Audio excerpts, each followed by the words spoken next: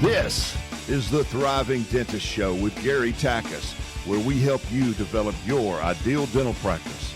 Do verbal skills training to any of your team members who would answer the phone on how to answer the question from new callers, do you take my insurance? We've done entire episodes on this, Naren, but I want to emphasize this. If you skip that step and they start getting calls from people, do you take my insurance? And the team hasn't been training, what will 99% of dental team members, how will they respond when they haven't had training? Do you take my insurance? Nope. Clunk. Now your marketing worked, but your conversion didn't work. Right. So we've done episodes on those. Go back and revisit those on less insurance dependence. But let me go ahead and role play that. Here's how that should go. Well, I'm so glad you called. We love seeing new patients. My name's Carly. Who am I speaking with? And Naren, it's great to meet you. I look forward to meeting you face to face. Naren, let me answer your question. Although we are not contracted with Delta, you can absolutely use your insurance here at Life Smiles Dental Care.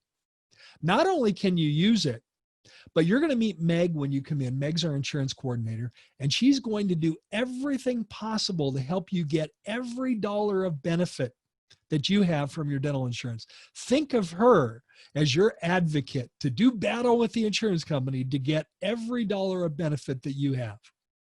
Naren, we actually have many patients that have the very same Delta insurance that you have. Do you like mornings or afternoons? There's the script.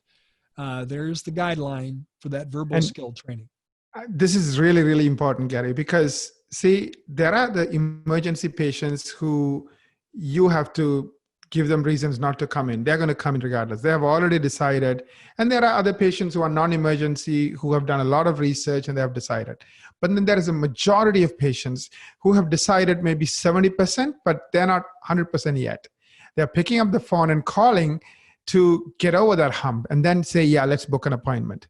If your team is not trained, and unfortunately, I would say 80% of the teams are not trained, not at the level at which Life Smiles is trained.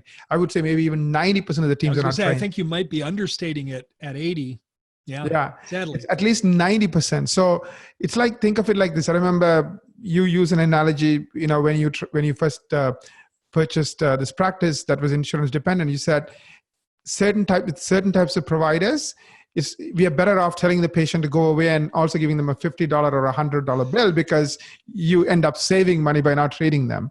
The worst one for us, Naren, was MetLife. Now that may or may not be the worst one for you because it depends on the fees in different states and zip codes and so on.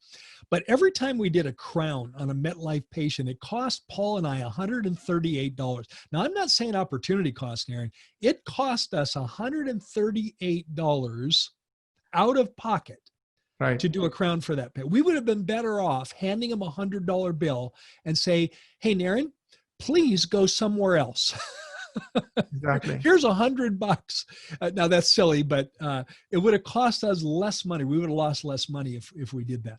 Yeah. So the point I was trying to make is if this part of your business is not fine-tuned, it's like you're taking a $100 note and burning it because the phone is ringing, marketing is working, but the majority of people who are not totally convinced yet, they're not booking.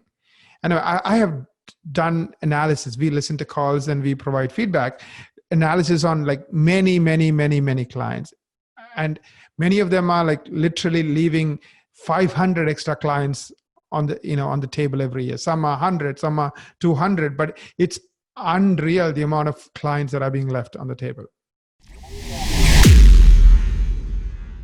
One that provides personal, professional, and financial satisfaction.